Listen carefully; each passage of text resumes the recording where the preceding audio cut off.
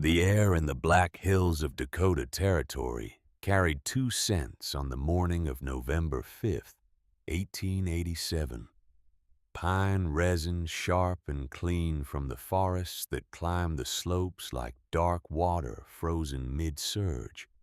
And snow, not the snow itself which had not yet fallen, but the iron promise of it, the way the sky tasted when winter was gathering its strength in the high places preparing to descend. Elspeth Morgan stood 12 yards from the cabin. Her husband had built with timber he had felled. Himself watching a man named Augustus Blackwell tack a legal notice to the door. The paper was crisp, official, stamped with the seal of the Northern Pacific Railroad Company. The sound of the hammer striking the nail was obscene in the morning stillness. 3 strikes. Final. Blackwell did not look at her as he worked. He was a professional in the business of dispossession, and eye contact was a luxury he could not afford. The cabin was small, honest in its construction. Owen had built it in the Welsh way with attention to the grain of the wood, to the way water would flow off the roof to the morning sun. He had built it to last. But lasting, Elspeth had learned, was not the same as keeping. Ownership was a legal fiction that could be rewritten by men with authority and paper. She wore a dark wool dress, mended twice at the elbows, and a shawl that had belonged to her mother in Merthyr Tydfil, in the coal valleys of Wales. Her hair, the color of wet iron, was pulled back severely. She was 32 years old. She looked older. Grief and labor will do that. At her feet sat a single wooden crate, perhaps 2 feet square. Everything she owned in this territory, in this country, in this world, fit inside it with room to spare. A cast iron skillet, its bottom blackened from 1,000 fires. A wool blanket Hudson Bay, the kind that could keep a man alive at 40 below if he knew how to use it. A tin-type photograph in a cracked frame showing a young woman and a young man on their wedding day, both of them solemn in the way people were solemn before cameras, as if they understood they were being turned into ghosts. And a leather journal, its cover softened by the calloused hands of a man who had spent his life underground. Blackwell finished his work and turned still, not meeting her gaze. He was 50 years old, clean-shaven, wearing a suit that was too fine for the frontier, but appropriate for his station. He represented capital. Capital did not get its hands dirty. "Mrs. Morgan," he said, his voice carrying the flat neutrality of a clerk reading a ledger. "The property reverts to Northern Pacific Railroad as of this date, under Territorial Eminent Domain Statute. Compensation of $170 has been deposited with the Redemption Bank and Trust in your name. You have 30 days to collect it." $170. Owen had paid $400 for the land. Had spent 3 years building the cabin in the hours between his shifts in the Homestead mine. But legal arithmetic did not account for sweat or dreams or the value of a man's last strength spent making a home for his wife. The railroad requires this corridor for the expansion of the Dakota Central Spur. Blackwell continued, gesturing vaguely eastward with one gloved hand. "Depot construction begins in the spring. You'll need to make arrangements for relocation. The church auxiliary in Redemption has been notified of your situation. They are prepared to offer temporary assistance." Temporary assistance.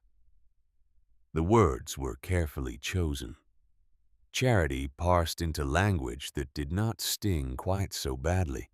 Elspeth said nothing. There was nothing to say.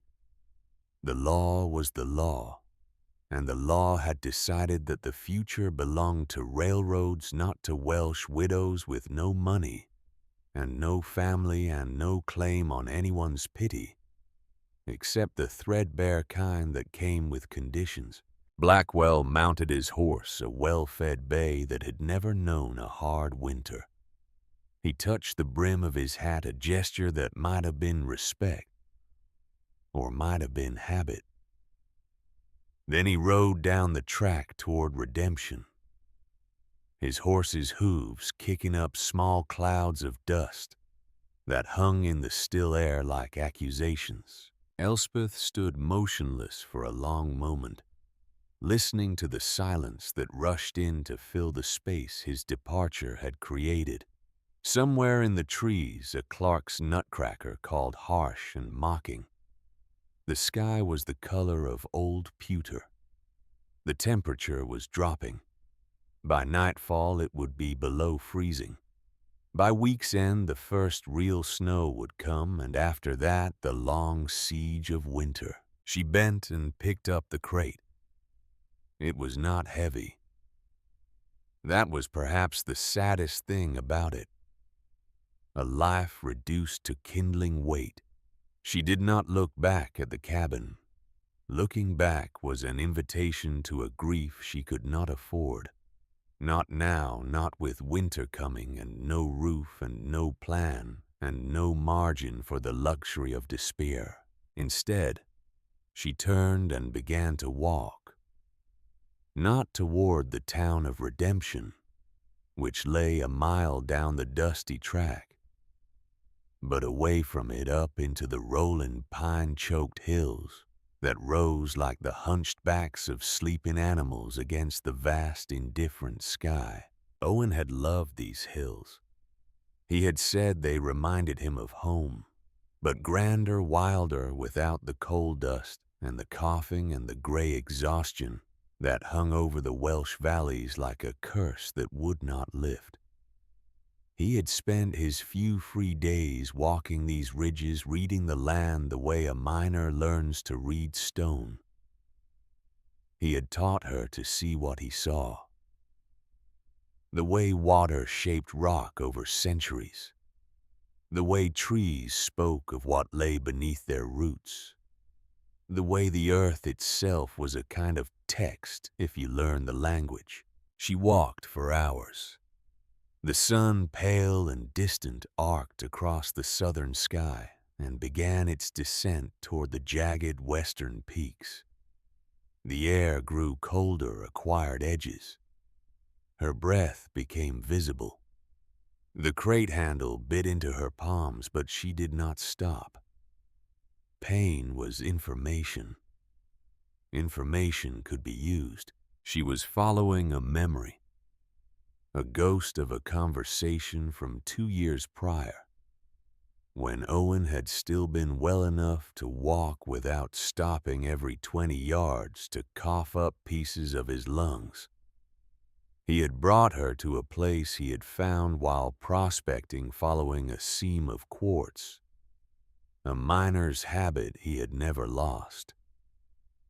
An old homestead claim from the 1860s abandoned when the original settler had been beaten back by winters that did not care about determination or courage or the American promise of land for those brave enough to take it. All that remained, Owen had told her, was the collapsed frame of a barn and a root cellar dug into the side of a hill.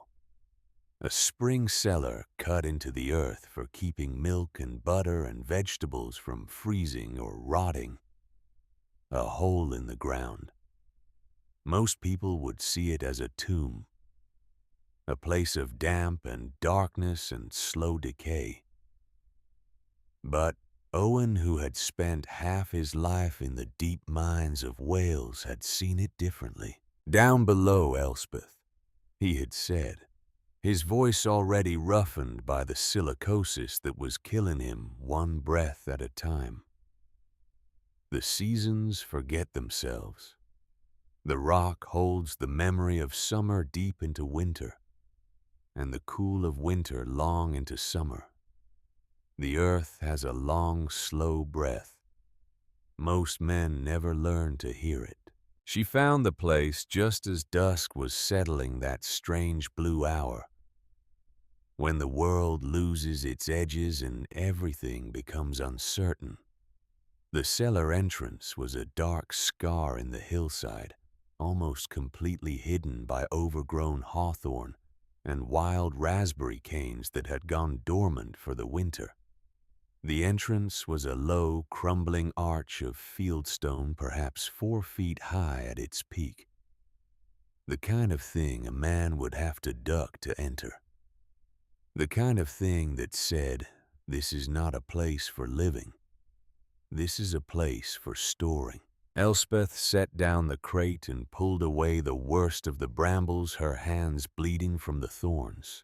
The wooden door that had once closed the entrance had rotted away years ago. Beyond it, darkness. She pulled a candle stub and matches from her pocket, struck a light, and stepped inside. The cellar was small, perhaps 12 feet by 15, with walls of packed earth and exposed stone and a ceiling of hand-hewn timbers that sagged in the middle, but had not yet collapsed. The floor was hard-packed dirt, smooth from feet that had walked it 40 years ago. It smelled of damp soil, of decay, of absence. The temperature inside was noticeably warmer than outside. Not warm, but warmer.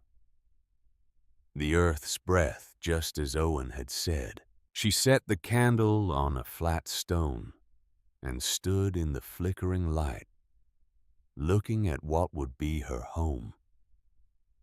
There was no furniture, no fireplace, no window, no chimney. There was nothing except dirt and stone and timber and the profound stillness that comes from being underground. It was a hole, a grave, but it was out of the wind. That first night was the worst night of her life, and she had known many bad nights. She wrapped herself in the Hudson Bay blanket and sat in the corner farthest from the entrance, the candle burning down to nothing, the darkness pressing in like something alive. The cold was a physical presence, seeping up through the ground and into her bones. It was different from the aggressive, biting cold of the open air. This was passive cold, the absence of heat, the slow, patient cold of stone. Outside, she could hear the wind beginning to pick up, moaning through the pines like something in pain. Inside the cellar, the air was still stale heavy with the smell of earth. She was alone. More alone than she had ever been even in the months after Owen died, when the house was full of his absence. This was a different kind of alone. This was the alone of the last person on earth. She did not cry. Crying was a luxury, a release of energy she might need later.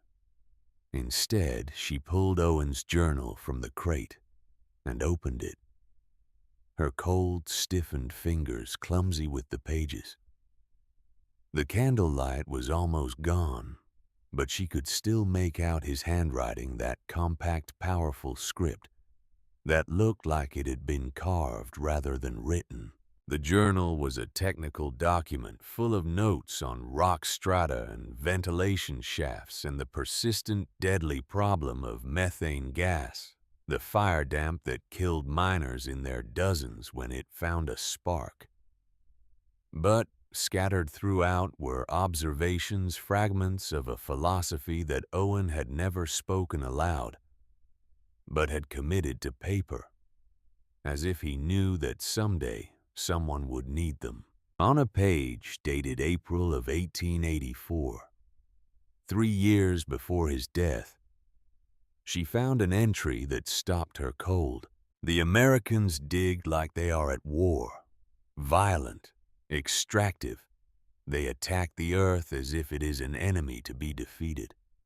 The Welsh dig like they are at prayer, careful, respectful, listening. We know the earth is older than we are, and it will be here when we are dust.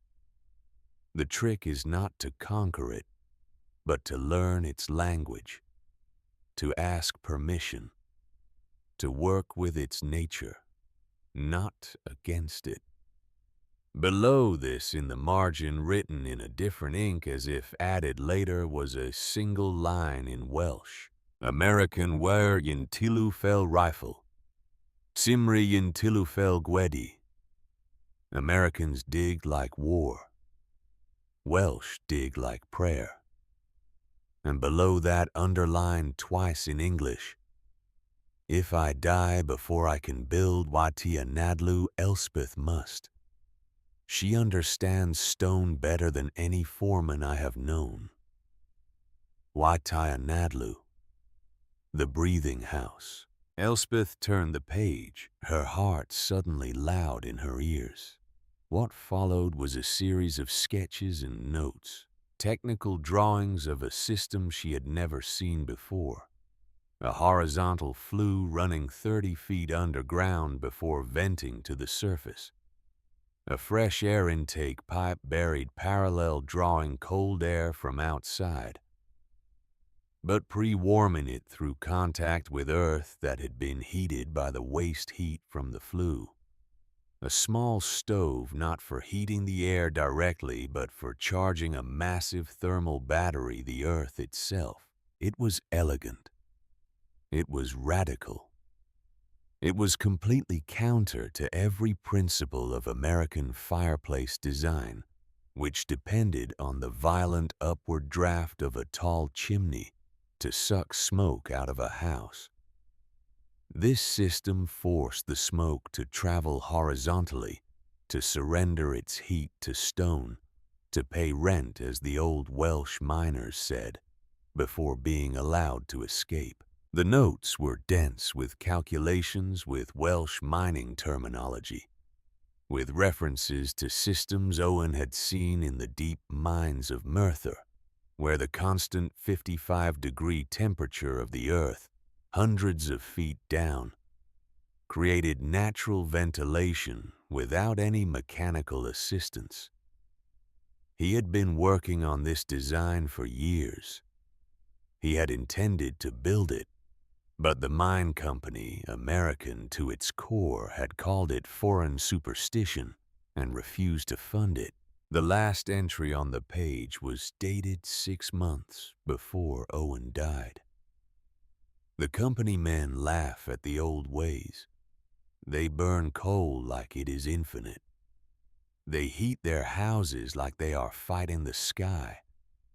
And every winter people freeze in homes that should keep them warm, because they have forgotten that the earth is not the enemy. It is the ally. It remembers. If I do not live to prove this, perhaps Elspeth will. She is stronger than I ever was. The candle went out. Darkness swallowed the cellar. Elspeth sat in the black silence, the journal open on her lap, Owen's words echoing in her mind. She understood suddenly what he had been trying to tell her. This was not just a technical system. This was a legacy, a gift, a way of surviving that did not depend on fighting the earth, but on listening to it, on working with its nature, on remembering that the stone beneath her feet held the memory of summer, even in the depths of winter, if she could learn to draw it out. She was not going to freeze in this hole. She was going to transform it. She was going to make the earth breathe. Morning came slowly, gray light seeping into the cellar like water filling a well. Elspeth woke stiff and frozen her body, one large ache but alive.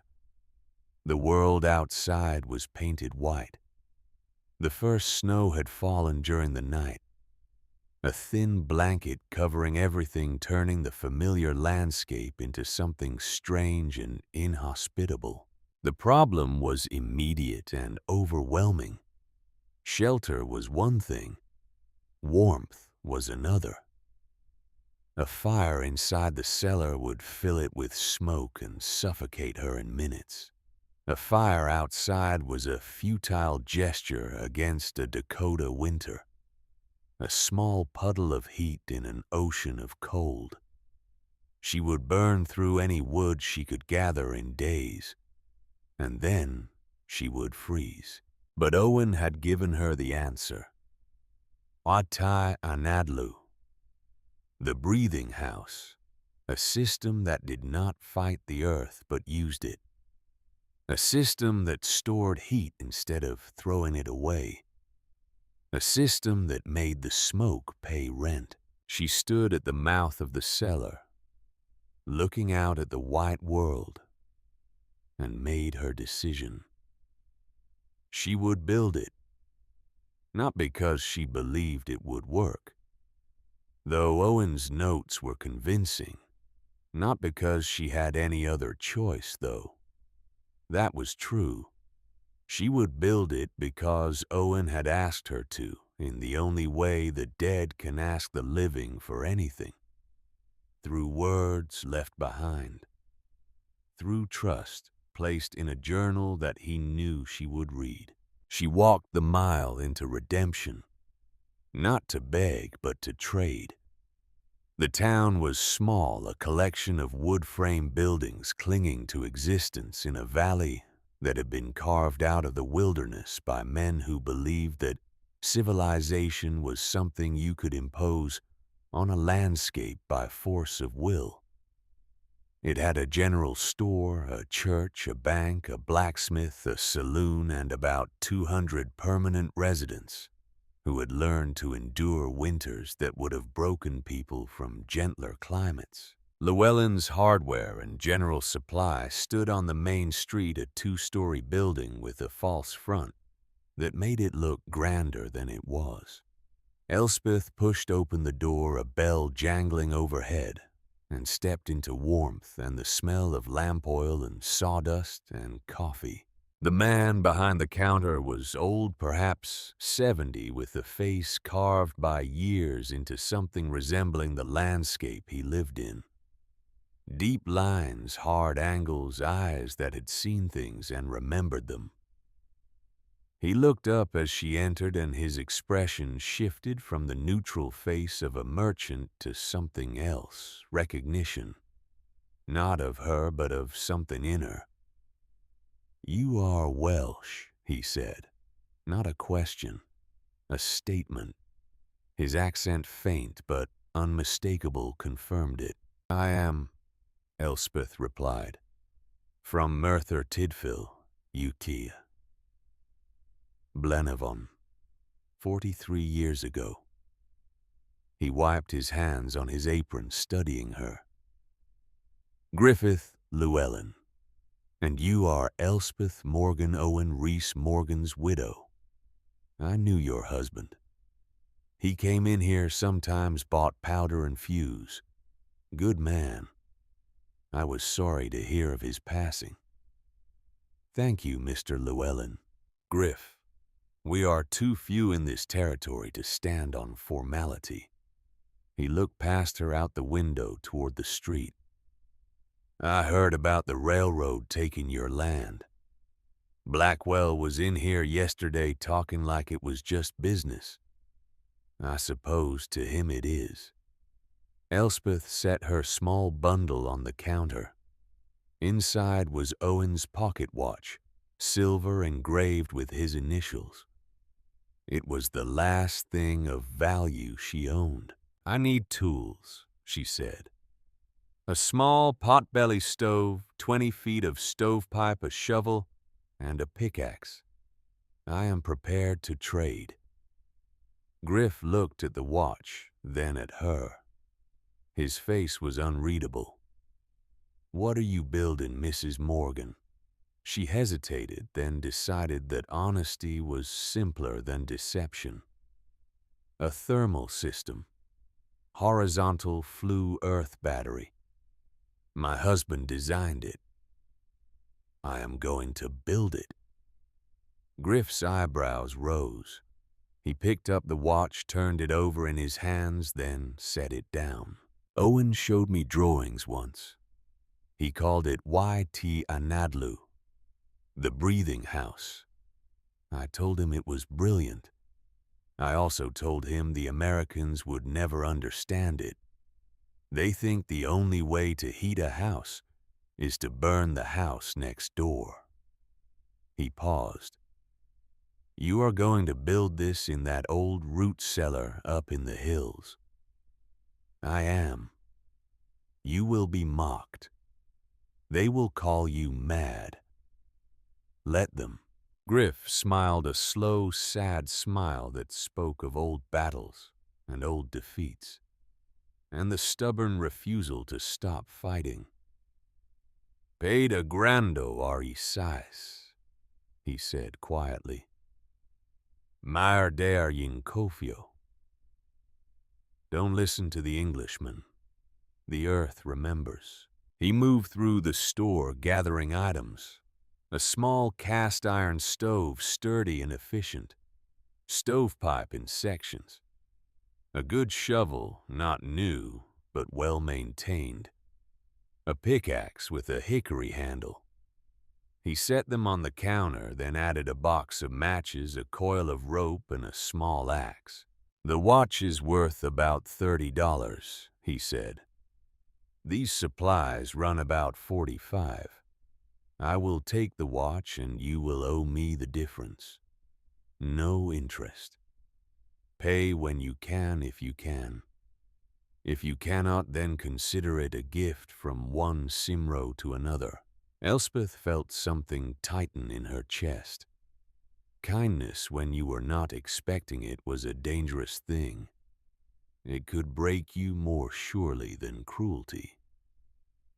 "I will pay you back, Mr. Llewellyn."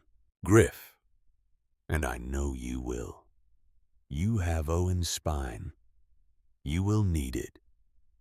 The bell over the door jangled.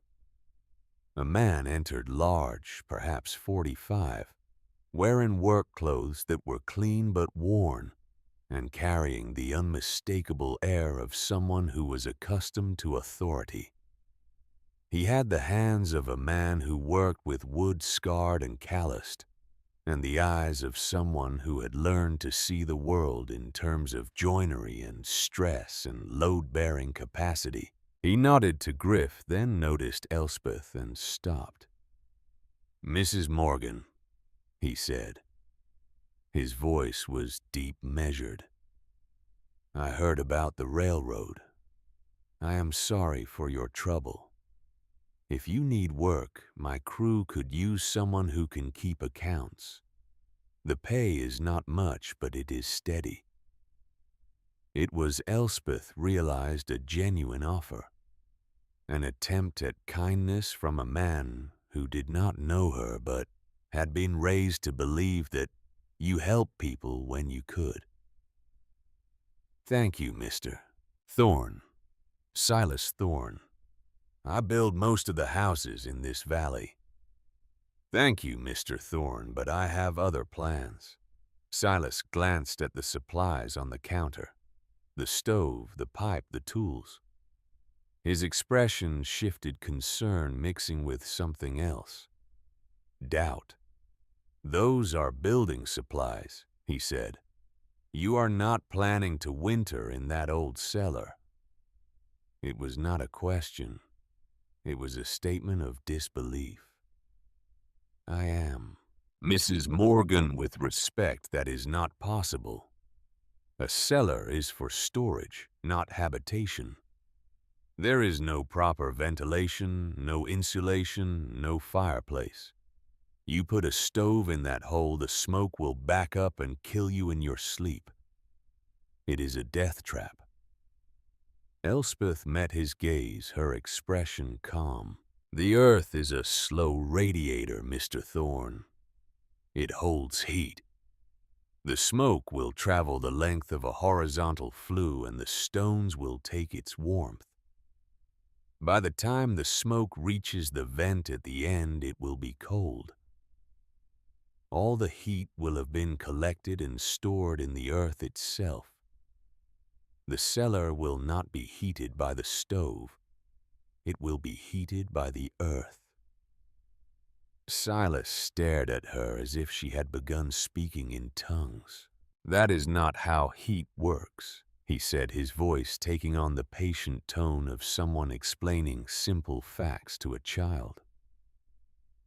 Heat rises, smoke rises. You are proposing to force smoke sideways through 30 feet of cold stone. It will not draw. The system will fail. You will suffocate. The earth breathes, Mr. Thorne, Elspeth said quietly. I am simply giving it a mouth. Silas looked from her to Griff, who was watching the exchange with the faint smile of someone who had seen this argument before in other forms, in other places. Griff, tell her this is madness. Griff shrugged. Her husband was the best mining engineer I ever met. If Owen Reese Morgan designed a system, I would trust it over any American fireplace I have seen. Your houses are beautiful, Silas, but they burn wood like it is free, and they leak heat like sieves. The Welsh have been heating underground spaces for 1,000 years. Maybe it is time we listened. Silas's jaw tightened. He was a man who took pride in his work, and criticism, even gentle criticism, was not easy to hear. Mrs. Morgan, he said, turning back to her. I lost my younger sister to winter 10 years ago. She was 19. Her husband had left her, and she was too proud to ask for help. She tried to survive alone in a cabin 20 miles from here. We found her in February, frozen 10 feet from her door. She had run out of wood. I will not stand by and watch another woman die from stubbornness. There was pain in his voice, old and deep. Elspeth felt it, recognized it as the same species of grief she carried for Owen.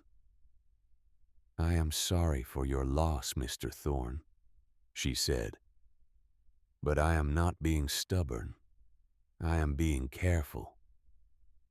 My husband spent years designing this system. I will build it correctly, or I will not build it at all. But I will not accept charity, and I will not abandon what he started. Then you will freeze. Perhaps, but it will be my choice. Silas shook his head, a gesture of frustration and resignation. He looked like he wanted to say more, but he had learned, perhaps, that some arguments cannot be won with logic. When it fails, he said quietly, and it will fail, my family has a spare room. The offer stands. No shame in accepting help when you need it. Thank you, Mr. Thorne. I will remember that. He left without another word, the door swinging shut behind him. Griff watched him go, then turned back to Elspeth. He is not a bad man, Griff said. He is frightened for you. Fear makes people rigid. I know. Griff helped her load the supplies into a small handcart he loaned her, and she began the long walk back up into the hills, pulling the cart behind her, the metal wheels squeaking in the cold.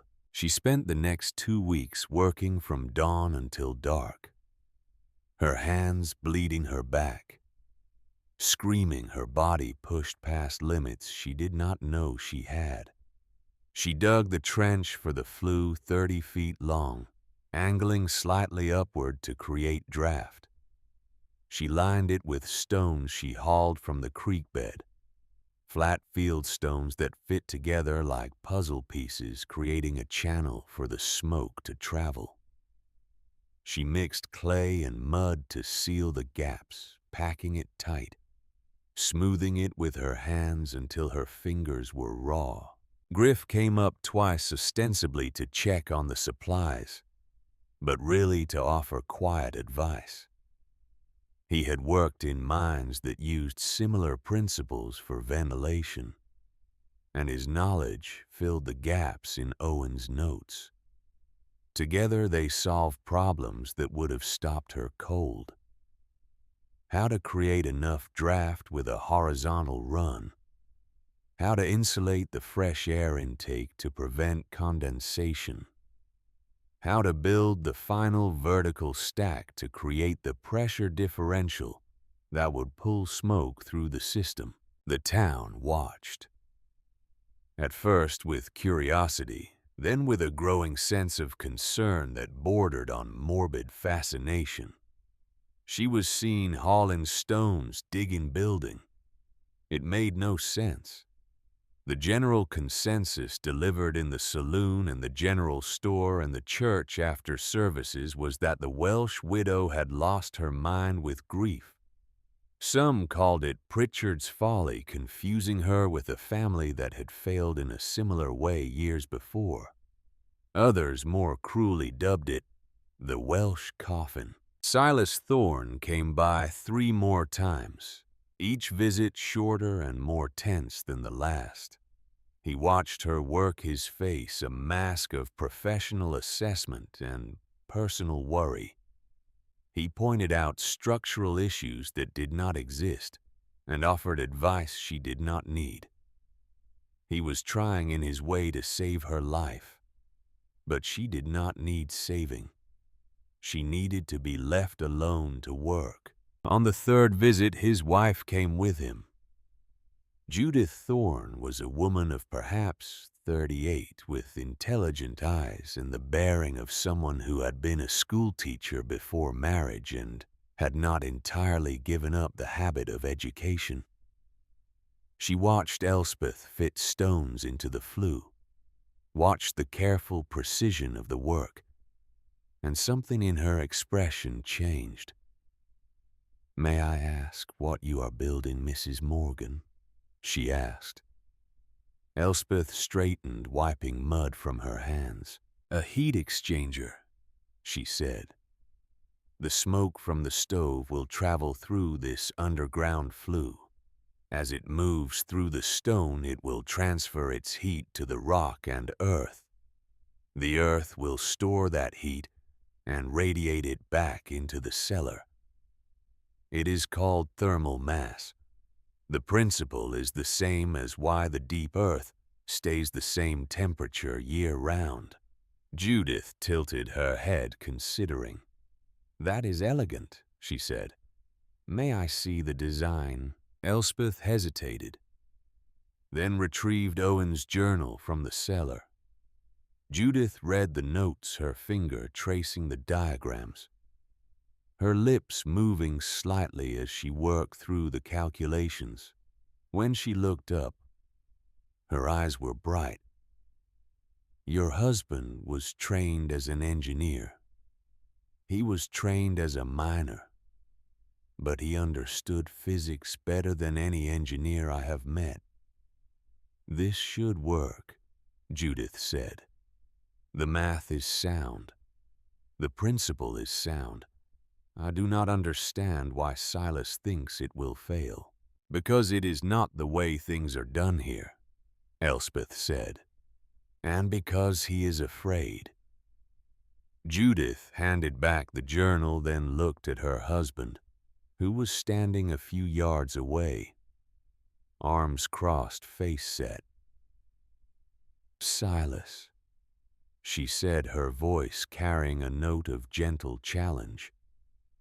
"This is not madness, this is science. Science that has never been tested in these conditions. Silas replied, all science is untested until someone tests it. Silas said nothing, but the tension in his shoulders spoke volumes. He was a man who built with his hands, who understood loads and stresses and the breaking point of materials. But this was a different kind of building, one that worked with invisible forces and long-term storage of energy. It was outside his expertise, and that made him uncomfortable. They left without further argument, but Elspeth saw Judith look back twice, her expression thoughtful. By the 20th of November, the system was nearly complete. The horizontal flue was finished, sealed, tested with smoke to ensure there were no leaks. The fresh air intake pipe was buried parallel, its mouth rising 3 feet above the expected snow line. The small potbelly stove was installed in the corner of the cellar, its pipe connecting to the entrance of the underground flue. The final vertical stack, 10 feet tall, stood at the terminus of the system, its top capped with a simple rain shield. It looked insane. A stove connected to a pipe that disappeared into the floor ran sideways through the earth for 30 feet, then emerged as a thin chimney in the middle of nowhere. No one looking at it would believe it could work. Elspeth stood in the cellar, looking at what she had built, and felt the first real whisper of doubt. What if Silas was right? What if the system failed, not because the physics were wrong, but because she had made some error in construction, some flaw that would become apparent only when it was too late? What if she died here alone, suffocated by her own ambition? She shook her head, pushing the thoughts away. Doubt was a luxury. She had committed to this path. There was no going back. On the evening of November 22nd, the town of Redemption held a meeting in the church. It was ostensibly about preparations for winter, about sharing resources and coordinating care for the elderly and infirm. But the real topic, the one everyone wanted to discuss, was the Welsh widow in the hills. And what, if anything, should be done about her?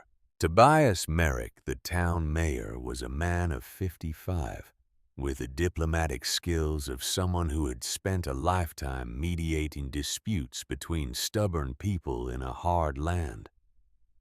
He called the meeting to order and quickly got to the point.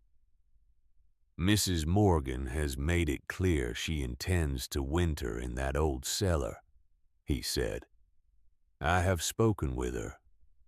She is of sound mind and she is aware of the risks. The question before us is whether we have a responsibility to intervene. Silas stood. I have tried to reason with her. She is building a system that defies every principle of heating I know. When it fails, and it will fail, she will die. We cannot simply allow that to happen. What do you propose? Merrick asked. Forcibly remove her on what legal grounds?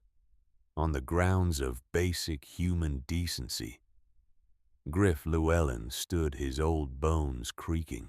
Silas, you are a fine builder, the best in this valley, but you do not know everything. Mrs. Morgan's husband was a master mining engineer trained in Wales, where they have been working underground for longer than this country has existed. The system she is building is based on principles that are well established in deep mines. Just because you have not seen it does not mean it cannot work.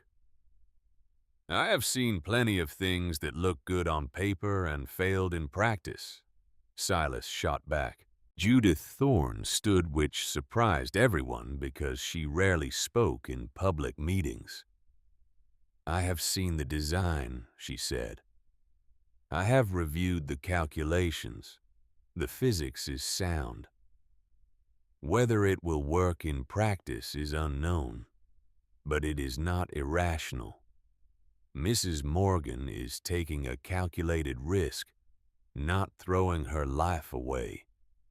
And if the calculation is wrong," Silas asked, his voice rising, "then she will have died trying something new, which is more than most of us can say." The room fell silent. It was a harsh truth, but truth nonetheless. Mayor Merrick raised a hand. "I propose a compromise," he said. "A wager, if you will. Let us make this a test. Mrs. Morgan is confident her system will work. Silas is confident it will not. Let us settle it with evidence." "What kind of test?" Silas asked. "A simple one. Both of you will maintain and record the interior temperature of your respective structures every week from now until the end of winter. Mrs. Morgan in her cellar. Silas in your best cabin. Judith will act as the neutral recorder. We will compare the results. If Mrs. Morgan's system maintains a higher average temperature while using less fuel, then her method is proven superior. If it fails, she will accept help and relocate. And if I win," Silas asked, "then you will have the satisfaction of being right and the responsibility of teaching the rest of us why her method failed." Silas looked like he wanted to object, but the logic was sound. It was a way to let the widow try her experiment without simply abandoning her to fate. "And the stakes?" Griff asked. Merrick smiled. "If Mrs. Morgan wins, the railroad will be petitioned to pay her 5 times the standard compensation for her land and to issue a public apology for dismissing foreign engineering methods. If Silas wins, Mrs. Morgan agrees to write a full account of why the system failed, so others can learn from her mistakes." There was a murmur of approval. It was a frontier solution to a frontier problem. Let the experiment run. Let the evidence decide. "Does anyone object?" Merrick asked. No one did. "Then it is settled. The wager begins December 1st. May the best design win." The meeting adjourned. Silas left quickly, his face unreadable. Judith lingered, speaking quietly with Griff. As people filed out into the cold November night, the talk was of nothing but the wager. The odds were quickly established in the saloon. 8-1 in favor of Silas Thorne and his proven American methods. Only a handful of romantics and a few old Welsh miners bet on the widow. Elspeth was not at the meeting. She was in her cellar alone, finishing the last details of the installation. She would not learn about the wager until Judith Thorne came to visit the next morning, bringing a thermometer and a notebook, and the news that her winter had become a public spectacle. But that night, alone in the darkness with the first real cold of winter settling over the hills, Elspeth lit a small fire in her stove. She closed the door, adjusted the damper, and watched as smoke began to travel down the pipe into the earth sideways, through 30 feet of stone, and finally out the distant chimney. The draft was weak, but it was there. The smoke moved. The system breathed. She placed her hand on the earthen wall beside her. It was cool to the touch, but not freezing. Not yet. It would take days, perhaps weeks, for the thermal battery to charge, for the earth to remember the heat she was feeding it. But it would remember. Stone always remembered. Outside, the wind picked up, howling through the pines like something wild and hungry. Inside the cellar, the air was still. Elspeth sat on her bedroll, Owen's journal open on her lap, and read by the faint glow of the stove's vent holes. Nid yw'r manid yin yim ladi geaf. Main dal cuff your half yin dufen yin I garag ek main arrows. The mountain does not fight the winter. It holds the memory of summer deep in its stone, and it waits. She closed the journal and blew out the candle. Tomorrow, the real work would begin. Tomorrow, the town would watch. Tomorrow, the wager would start. But tonight, for the first time since Owen died, Elspeth Morgan felt something that resembled hope. The earth was beginning to breathe. December arrived like an invading army. The first serious cold front swept down from Canada on the night of the 30th of November, dropping temperatures by 40 degrees in 6 hours. By morning, the world had hardened into something crystalline and hostile. Water left in buckets overnight had frozen solid. Breath hung in the air like smoke. The pines groaned under the weight of ice, forming on their branches a sound like distant artillery. In the town of Redemption, people woke to the reality that the easy part of autumn was over. Now came the test. Now came the long months when the land stopped pretending to be hospitable and revealed its true nature. Brutal, patient, indifferent to human ambition. Silas Thorne stood in front of the railroad depot cabin he had been contracted to build, watching his crew arrive in the gray pre-dawn light. It was the finest structure he had ever designed, 20 feet by 30, with walls of hand-selected lodgepole pine, double-chinked with oakum and clay. The corners were dovetailed with a precision that would have impressed a furniture maker. The floor was raised 6 inches off the ground on river stone footings to prevent frost heave. And at the center of it all, dominating the interior like an altar, stood a massive fieldstone fireplace, 8 feet wide, with a chimney that rose 14 feet to the roof peak. It was a monument to everything Silas knew about keeping people alive in winter. Thick walls to hold heat, tight joinery to stop drafts, a fireplace large enough to burn logs that would smolder all night, radiating heat like a captured sun. He had built it to be the warmest structure in the territory, a showcase for potential railroad investors who would pass through in the spring. But now it had acquired a second purpose. It was his entry in a contest he had not wanted but could not refuse. He thought about the widow in her hole in the ground, and he felt the familiar twist of anger and fear.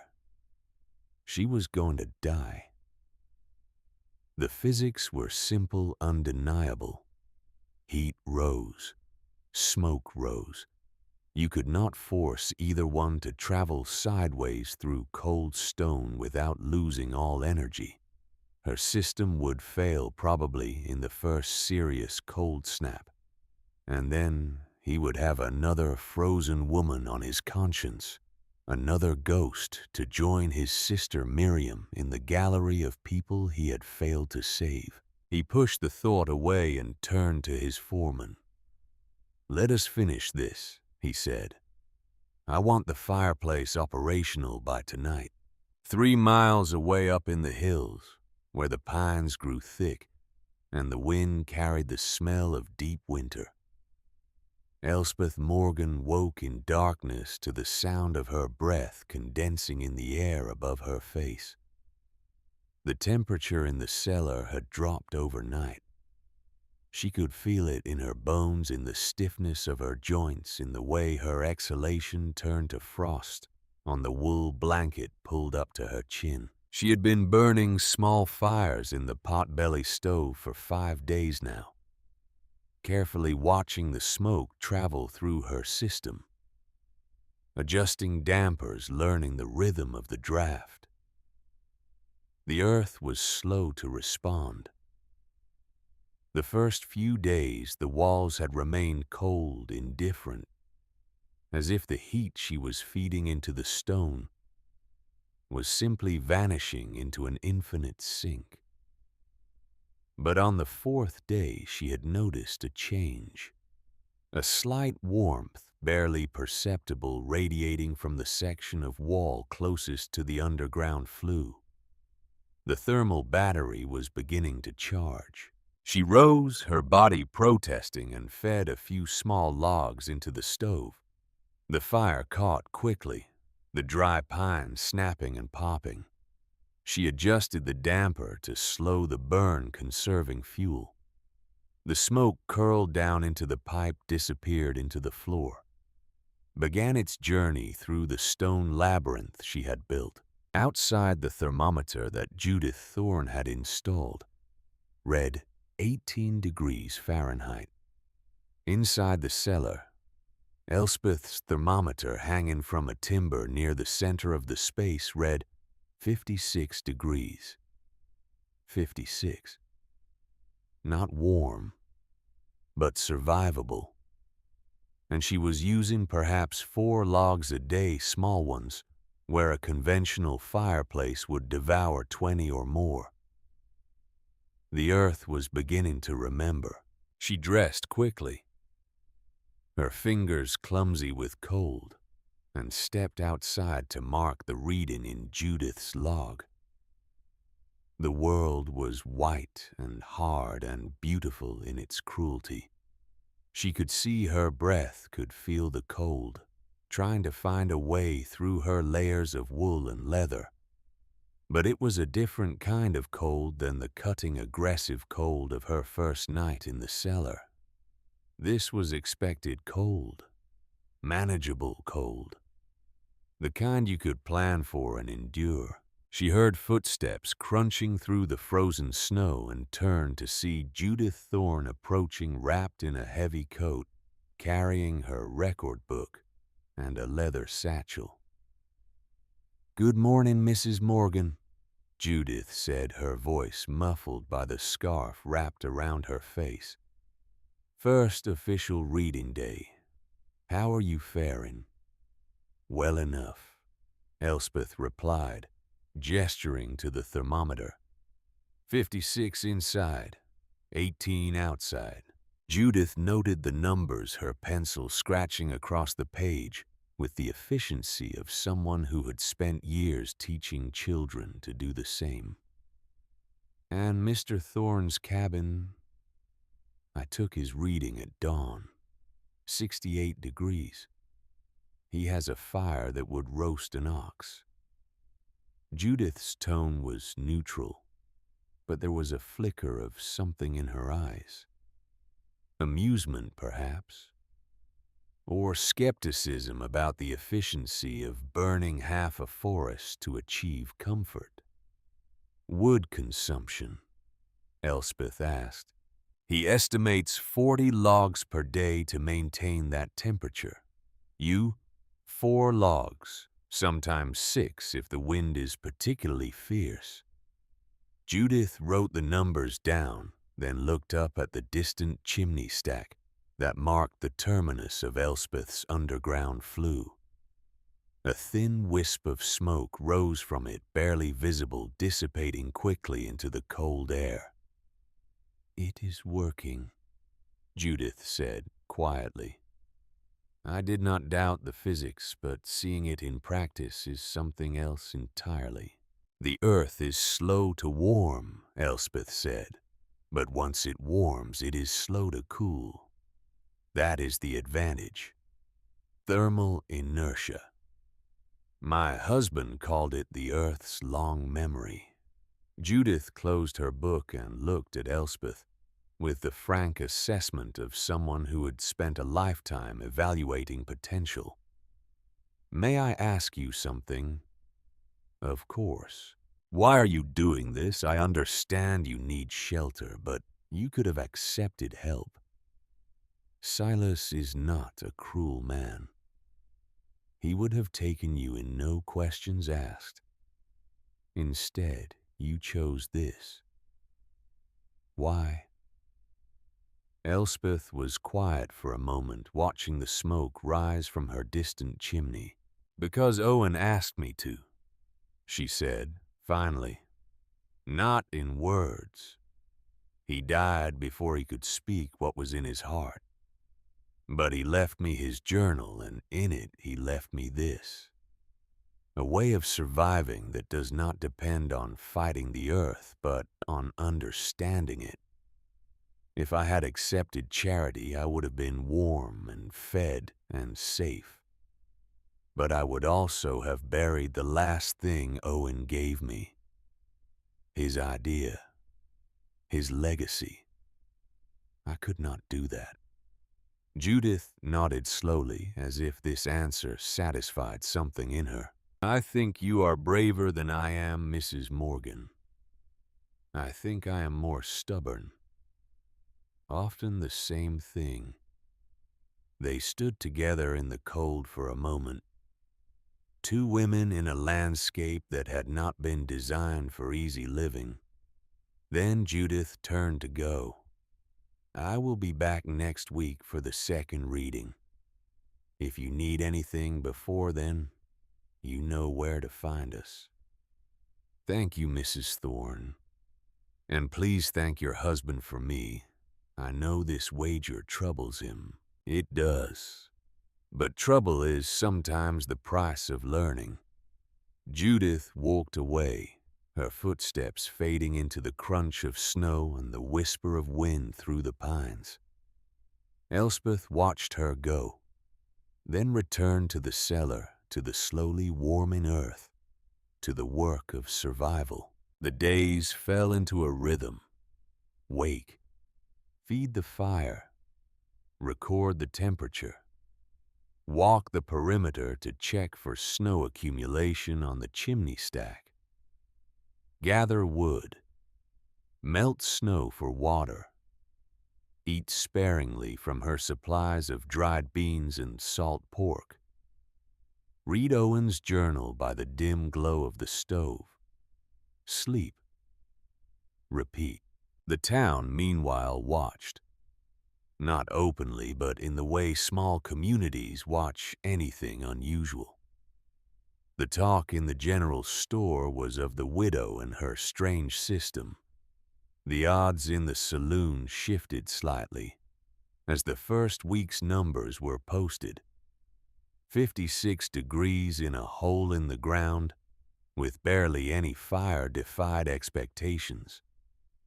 But Silas's cabin was still warmer, still more comfortable, still more in line with what everyone understood about how to survive winter. Griff Llewellyn visited twice in the second week of December, bringing supplies he claimed were surplus from the store, but which Elspeth suspected he had purchased specifically for her.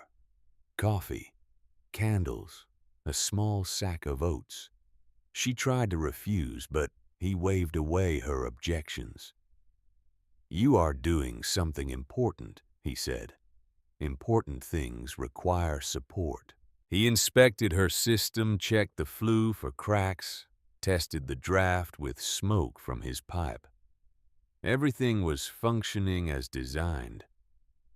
The stones in the underground flue were warm to the touch, not hot, but radiating a steady, gentle heat that was slowly migrating into the surrounding earth. How long before the thermal battery is fully charged? He asked. 2 weeks, perhaps 3. The earth is patient. It does not respond to urgency. No, it responds to persistence, which you have in abundance. On the 15th of December, Clara Thorne appeared at the cellar entrance unannounced, carrying a small basket covered with a cloth. She was 8 years old, with her mother's intelligent eyes and her father's stubborn jaw. She stood in the snow looking uncertain, as if she had walked all this way on impulse and now regretted it. "Mrs. Morgan," she called. Elspeth emerged from the cellar, surprised. "Miss Thorne, does your father know you are here?"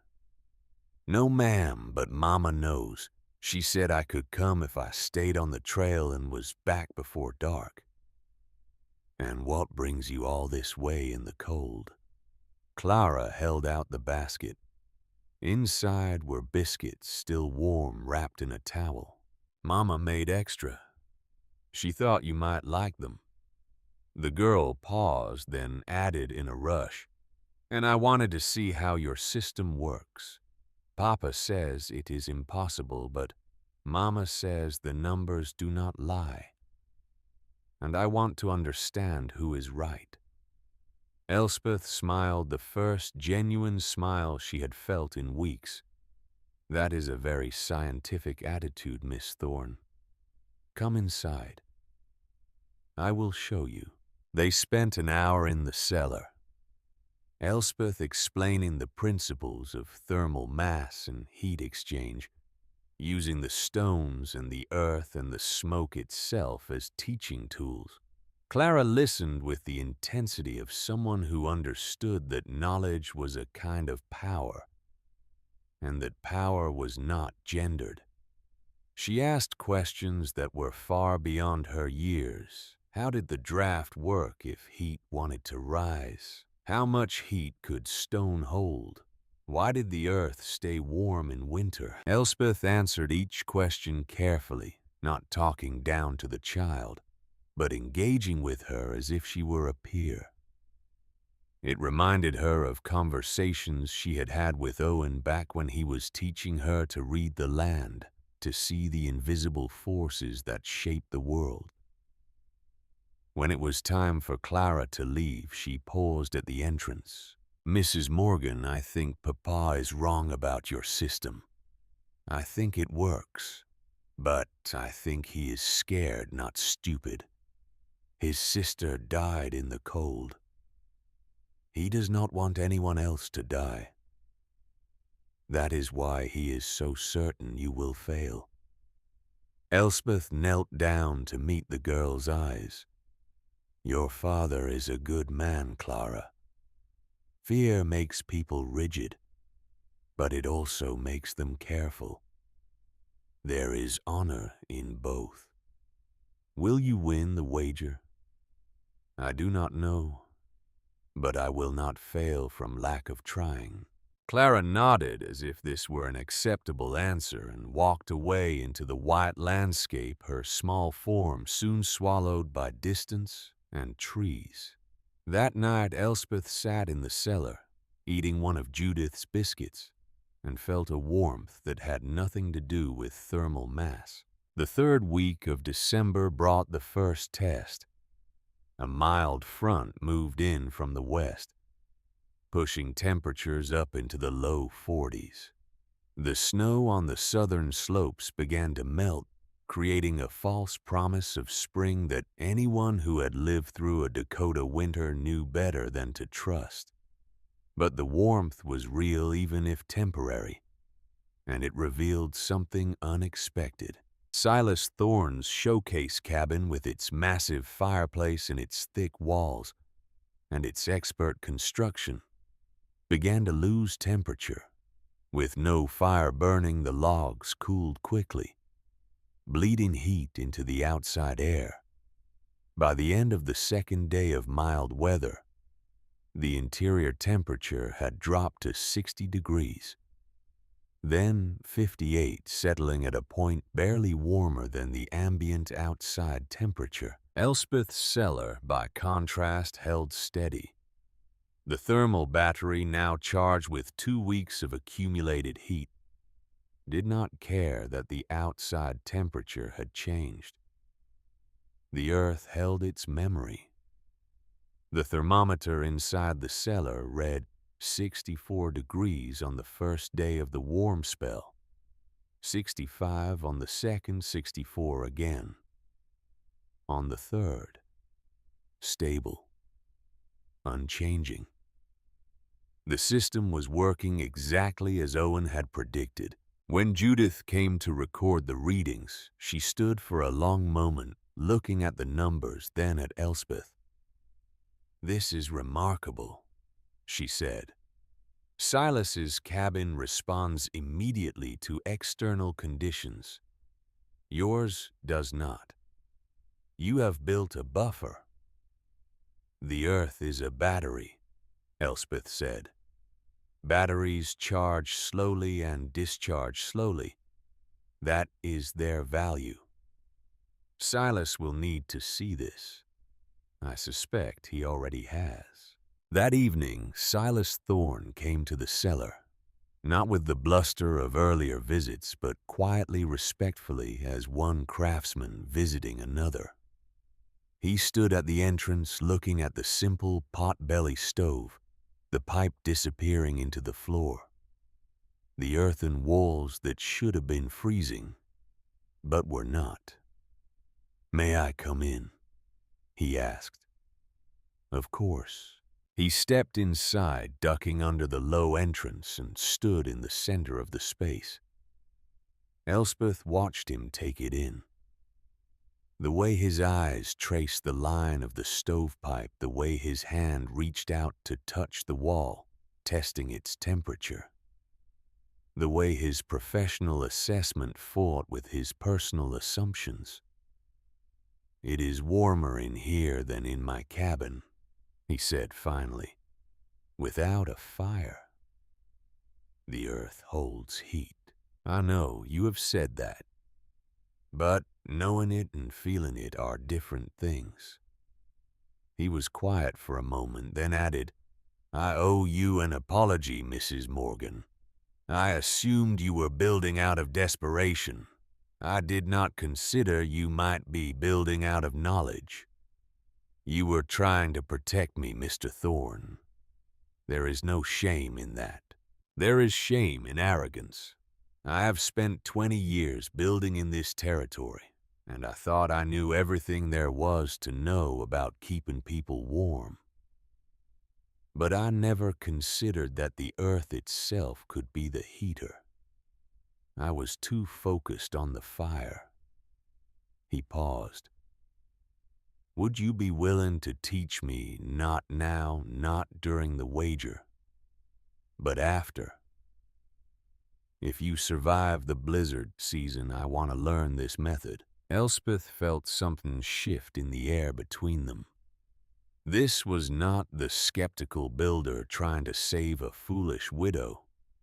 This was a craftsman recognizing superior engineering and having the humility to ask for instruction. "I would be honored, Mr. Thorne, but not as a teacher to a student, as a partner. You understand structure and materials in ways I do not. Together we could build something better than either of us could alone." Silas extended his hand. Elspeth shook it. The alliance was formed.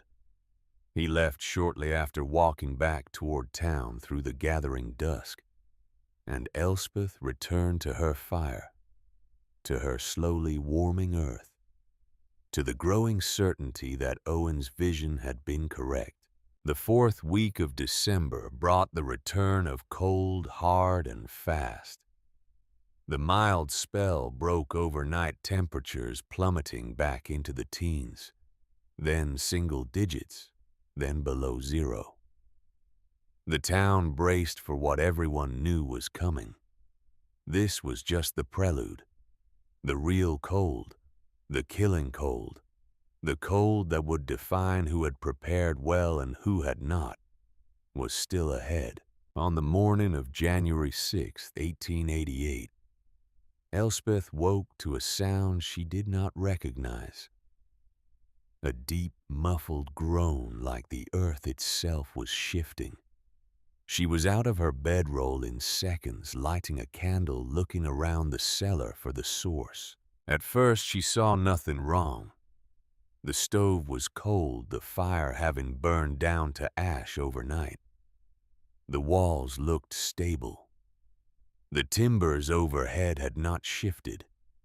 But the sound came again, louder this time, and she realized with a spike of cold fear where it was coming from. Above. She grabbed her coat and went to the entrance. The door, which should have opened easily, resisted. She pushed harder and it gave way with a shower of snow and ice. The world outside was buried. During the night, a heavy, wet snow had fallen, and the weight of it accumulating on the slope above the cellar had caused a section of the hillside to shift, to slide, to collapse inward. The entrance was half buried. The hawthorn bushes that had marked the location were gone, snapped off or buried under tons of snow and frozen earth. And worse, far worse, the main ventilation shaft, the one that allowed fresh air into the cellar, while the smoke exited through the distant chimney, was completely blocked. Elspeth stood in the dim pre-dawn light, her breath coming fast, her mind racing through the implications. The system depended on airflow. Smoke out, fresh air in. If the fresh air could not enter the stove, would not draw. And if she lit a fire anyway, the carbon dioxide would build up slowly, invisibly, until she fell asleep and never woke. She had perhaps 6 hours before the oxygen in the sealed cellar dropped to dangerous levels. Maybe less if she panicked and breathed faster. She needed to dig out the vent, but the snow was packed hard, frozen solid in places, and she was one woman with a shovel. She went back inside, forced herself to be calm, to think. Owen had designed redundancy into the system. There was a secondary fresh air intake, smaller, buried alongside the smoke flue. She had installed it as a backup, never expecting to need it. She crawled to the far corner of the cellar, found the small pipe, and opened the damper that controlled it. A whisper of cold air flowed in. Not much, but some. Enough to keep the oxygen circulating.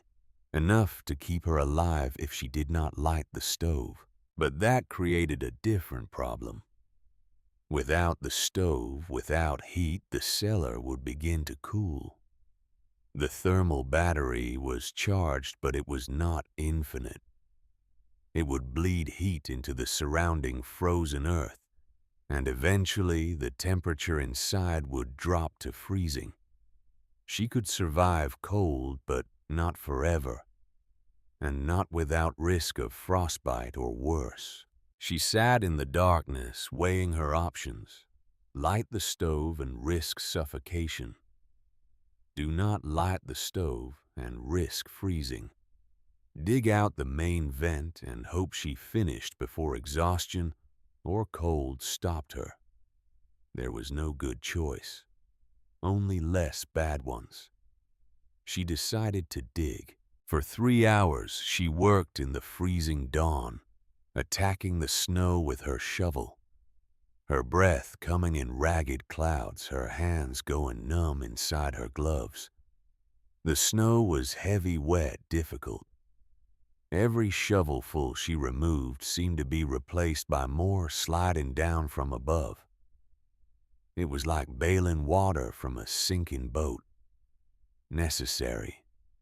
Probably futile. By mid-morning she had made progress, but not enough. The vent was still buried under at least 4 feet of packed snow. Her muscles were screaming. Her vision was starting to blur at the edges, a sign of exhaustion or hypothermia or both. She stopped leaning on the shovel, trying to catch her breath. and realized that she might actually die here. Not from the cold, not from suffocation, but from simple, stupid overwork pushing her body past its limits in a desperate attempt to solve an unsolvable problem. She heard voices, distant, calling her name. She turned and saw figures emerging from the tree line. 3 of them, moving toward her through the snow. As they got closer, she recognized Silas Thorne in the lead, followed by Griff Llewellyn and a younger man she did not know. Silas took one look at the collapsed entrance, at Elspeth's exhausted face, at the shovel in her hands, and understood immediately. "The vent is blocked," he said. "Not a question." "Yes." "How long do you have?" "I opened the secondary intake. It is buying me time, but not much." Silas turned to the men with him. "We dig. Now. Fast as we can. Griff, you take the left side, Thomas right. I will work the center. Mrs. Morgan, you rest. You are no good to anyone if you collapse." They dug with the efficiency of men who knew what real work looked like, who understood that speed mattered, that every minute counted. The snow flew. Within an hour, they had exposed the top of the vent shaft. Within 2, it was completely clear and fresh air was flowing into the cellar again. Silas straightened, breathing hard, his face red from exertion. "You designed a backup system," he said. "Owen did. He believed in redundancy. It saved your life." "It did." Silas looked at her, and something in his expression had changed. This was no longer the skeptical builder trying to save a foolish woman. This was respect. Recognition of engineering that had anticipated failure and planned for it. "Your system," he said slowly, "is not just clever. It is wise. I build for strength. You built for resilience. There is a difference." "My husband built for resilience," Elspeth corrected. "I am just following his design." "No. You adapted when it failed. You made choices under pressure. That is not following. That is mastery." They stood in the cold. The crisis over the danger passed, and Elspeth felt the last of her strength drain away. Her legs buckled. Silas caught her before she fell, his carpenter's hands strong and steady. "Thomas, help me get her inside. Griff, make sure that vent stays clear. I am not digging it out again." They carried her into the cellar, wrapped her in blankets, lit a small fire in the stove. The smoke traveled down through the stone out the distant chimney. The system breathed. Air flowed. The danger was over. Judith arrived an hour later, alerted by her husband bringing hot soup and dry clothes. She sat with Elspeth while the men reinforced the hillside above the cellar, piling stones and timber to prevent another collapse. "You frightened us," Judith said quietly. "I frightened myself. Silas came home yesterday and told me he was wrong about your system. He said it was the best winter design he had ever seen. I have been married to that man for 15 years, and I have never heard him admit he was wrong about anything related to building." Elspeth managed a weak smile. "Fear makes people rigid. Evidence makes them flexible. You could have died. But I did not. The system worked. Even when it failed, it worked. That was Owen's genius. He planned for failure. Judith was quiet for a long moment, then said, "The wager is essentially over, you know. Silas knows it, I know it. The town will know it soon enough. Your system is superior, not just in fuel efficiency, but in resilience. When the real cold comes, when the blizzards hit, your cellar will hold steady, while every cabin in Redemption burns through its woodpile in a week. The wager runs until March, yes, but the outcome is no longer in doubt." That evening, after everyone had left, after she had eaten and warmed and recovered enough to think clearly, Elspeth sat in her cellar and opened Owen's journal to a page she had read a dozen times, but had not fully understood until now. The earth is not just a battery, and he had written. It is a partner. It will hold your heat, but it will also teach you patience. It will keep you alive, but it will also demand that you trust it when every instinct tells you to panic. Building with the earth is not just engineering. It is faith. She understood now what he meant. When the vent had collapsed, her instinct had been to dig, to fight, to solve the problem with muscle and will. But the real solution had been in the design itself. The secondary intake, the redundancy, the slow, patient accumulation of heat in stone that did not panic when the surface world shifted. She closed the journal and lay back on her bedroll, feeling the gentle warmth radiating from the walls around her. Outside, the temperature was dropping again, heading toward another night of brutal cold. Inside, the thermometer read 62 degrees. Stable, steady. The earth remembering summer, holding it close, giving it back in measured doses. She thought about Silas, about the way his certainty had crumbled when faced with evidence. About Judith with her scientist's mind and her careful records. About Clara hungry for knowledge. About Griff who had believed in the old ways when no one else would. She thought about partnerships, about how the best things were built, not in isolation, but in collaboration. How Owen had given her the design, but Griff had given her the practical knowledge, and Silas grudgingly was beginning to give her respect. The town was learning, slowly, but learning.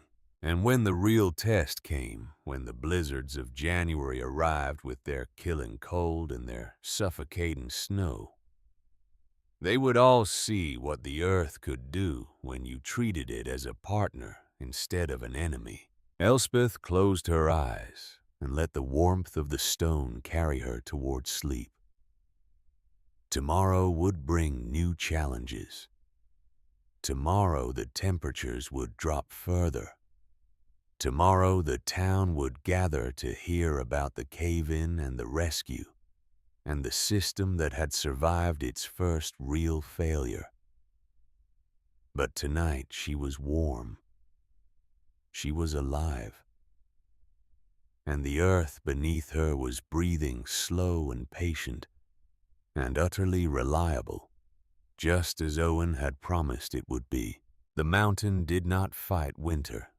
It held summer's memory deep in its stone, and it waited. The morning of January 10th, 1888, dawned deceptively calm. The sky was a pale, washed-out blue, the kind that promised nothing and revealed even less. The temperature hovered around 20 degrees cold, but not brutally so, the kind of cold that Dakota residents had learned to live with, to work through, to endure without comment. In Redemption, smoke rose from chimneys in lazy vertical columns undisturbed by wind. Children walked to the small schoolhouse without their heaviest coats. It felt against all reason and experience like the worst of winter might be behind them. Elspeth stood at the entrance to her cellar, watching the light change as the sun climbed behind a thin veil of high clouds. Something in the air felt wrong. Not the temperature, which was manageable, not the wind, which was absent, but something else. A quality of stillness that was not peaceful, but expectant, like the pause between a question and an answer that no one wanted to hear. She had learned to trust these instincts. Owen had taught her to read weather, the way miners read stone, looking for the subtle signs that preceded disaster. A particular smell in the air, the behavior of birds, the way smoke rose or did not rise. And this morning the smoke from her distant chimney stack was behaving strangely. Instead of rising straight up, it was drifting, spreading out horizontally as if the air above it had become suddenly dense, resistant to penetration. She went back inside and checked her thermometer. 63 degrees. The earth battery fully charged now, radiating steady warmth. She had been burning minimal fires for the past 2 weeks, just enough to maintain the heat conserving her wood supply. By her calculations, she had enough fuel to last through March, even if the temperatures stayed below zero for weeks. The system was working exactly as designed, but that wrongness in the air persisted. She was not the only one who felt it. In town, old men who had survived 40 Dakota winters were looking at the sky and shaking their heads. The barometric pressure had dropped overnight, fallen fast, and anyone with a decent weather glass knew what that meant. A storm was coming. Not a normal storm. Something worse. Tobias Merrick, the mayor, called an emergency town meeting for noon. The church filled quickly. Families crowding into pews, voices low and tense. Merrick stood at the front, his weathered face grave.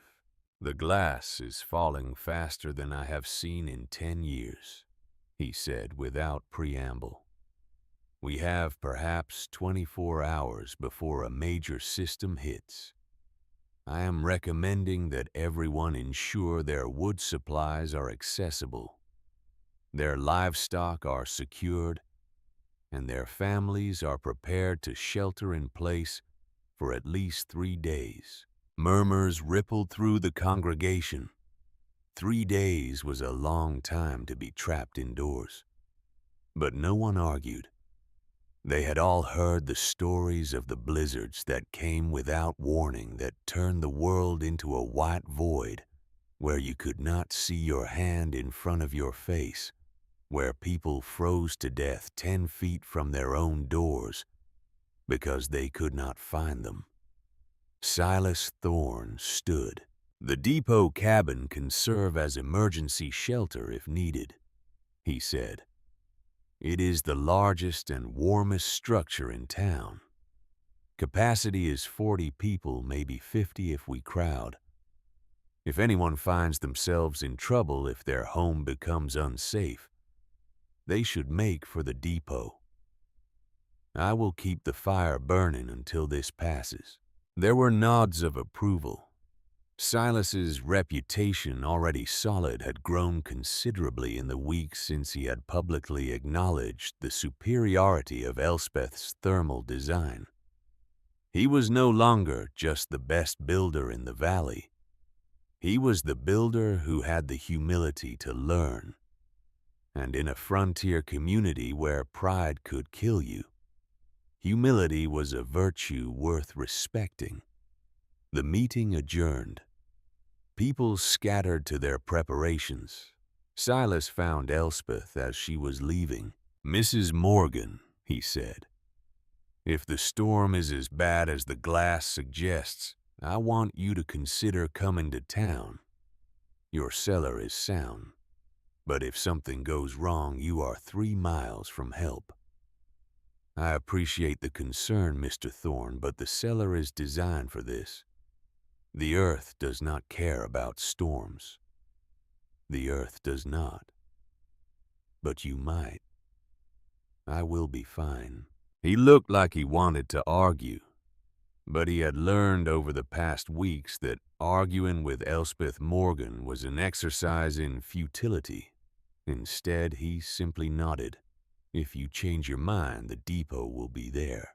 She walked back to the cellar through the strange, silent afternoon, the air growing colder by the hour, the sky taking on a peculiar yellow-gray tinge that made the snow look dirty and the shadows look wrong.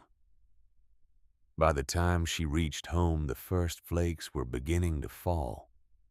Not the light dancing flakes of a normal snowfall, but heavy wet flakes that fell straight down like they were being poured from a bucket. She spent the evening reinforcing her wood supply, stacking it inside the cellar entrance where it would stay dry and accessible. She checked the vents, cleared ice from the chimney stack, sealed a small crack in the doorframe that she had been meaning to fix for weeks. By nightfall, the snow was falling heavily, and the wind was beginning to rise. She ate a simple dinner of beans and salt pork heated on the stove, and sat reading Owen's journal by candlelight. The entry for January 12th, 1884, exactly 4 years ago, caught her eye. The worst storms are not the coldest. They are the ones that arrive when you are not expecting them. When your guard is down, when you have convinced yourself that the hard part is over. Nature does not fight fair. It waits for complacency, then it strikes. The only defense is constant vigilance and deep reserves, not just of food and fuel, but of will. She closed the journal and lay down to sleep, listening to the wind beginning to howl outside, a sound like distant wolves, hungry and patient and utterly indifferent to human plans. She woke on the morning of January 12th to a world transformed. The wind was no longer howling. It was screaming a constant, high-pitched shriek that seemed to come from everywhere and nowhere, a sound so pervasive that it stopped being sound and became a physical presence, a pressure against the ears and the skull. The cellar door rattled in its frame. Snow was being driven through gaps she had not known existed, creating small drifts on the floor near the entrance. She lit a candle and checked the thermometer. 61 degrees. The temperature outside, she knew without checking, had plummeted. This was not a normal storm. This was something else entirely. She forced the door open against the wind, and the world outside was gone. Not hidden. Gone. There was no visibility at all. Just a wall of white moving horizontally with such violence that it seemed solid, like a physical barrier that could not be crossed. The temperature hit her like a fist. She could feel her exposed skin beginning to burn with cold in seconds. She pulled the door shut and leaned against it, her heart pounding. This was the killer. This was the storm the old-timers had warned about. The kind that came maybe once in a generation, that people remembered and named, that became a marker in time. Before the blizzard. After the blizzard. In Redemption, 3 miles away, the town was under siege. The storm had arrived with shocking speed. At 2 in the afternoon, the temperature had been a relatively mild 30 degrees. Children had been in school. Farmers had been doing chores. Life had been proceeding with its normal winter rhythm. Then, in the space of 30 minutes, the sky had dropped like a curtain. The wind had risen to a scream, and the temperature had fallen 50 degrees. 50 degrees. In half an hour, the children trying to walk home from school were lost in the whiteout before they had gone 100 yards. Some were found by parents who had rushed out to meet them, both parties nearly freezing in the process. Others wandered in circles, disoriented, crying invisible to rescuers who were sometimes within arm's reach, but could not see them through the blinding snow. It was only by luck and the quick thinking of the schoolteacher who tied a rope to the schoolhouse door and sent children along it in groups that most made it to safety, but not all. In his showcase cabin, Silas Thorne was fighting a losing battle against physics. He had a fire roaring in his massive stone fireplace logs, the size of a man's torso, burning with such intensity that the flames licked up into the chimney throat seeking escape. The cabin should have been an oven. Instead, it was freezing. The problem was simple and catastrophic. The fireplace, with its enormous updraft, was pulling air into the cabin at a furious rate. And that air had to come from somewhere. It was coming through every crack, every gap in the chinking, every imperfect seal around the windows and door frames. And that air was 40 degrees below zero. The cabin had become a machine for converting wood into waste heat that shot straight up the chimney and into the sky, while simultaneously pumping frigid air directly into the living space. 10 feet from the fire, Judith and the children huddled under blankets, their breath visible, their faces pale. 20 feet from the fire, a cup of water left on the table had frozen solid. Silas fed log after log into the inferno, his face a mask of growing desperation. He had built this cabin to be the finest in the territory. He had used the best materials, the tightest joinery, the most advanced techniques he knew. And it was failing. Not because it was poorly built, but because the fundamental design was flawed. It was fighting the cold instead of working with it. And in this fight, the cold was winning. By nightfall, his wood supply, which should have lasted a week, was half gone. By midnight, the temperature inside had dropped to 45 degrees despite the fire. The children were coughing. Judith was wrapped in every blanket they owned, and Silas standing close enough to the fire to feel his face burning, felt his back and shoulders shaking with cold. He thought about the widow in her hole in the ground, and for the first time he did not think of her as someone to be saved. He thought of her as someone who might have the answer. Morning came, though it was hard to tell in the endless white chaos. The storm had not abated. If anything, it had intensified. The wind was a physical force, shaking buildings, tearing shingles from roofs, driving snow through gaps that should have been impenetrable. The temperature remained locked at 40 below, and the wind chill pushed it far lower into territory where exposed skin froze in seconds, where breathing hurt, where life itself became a calculated risk. In the depot cabin, which had been opened as emergency shelter, 43 people were crowded together, sharing body heat, sharing fear.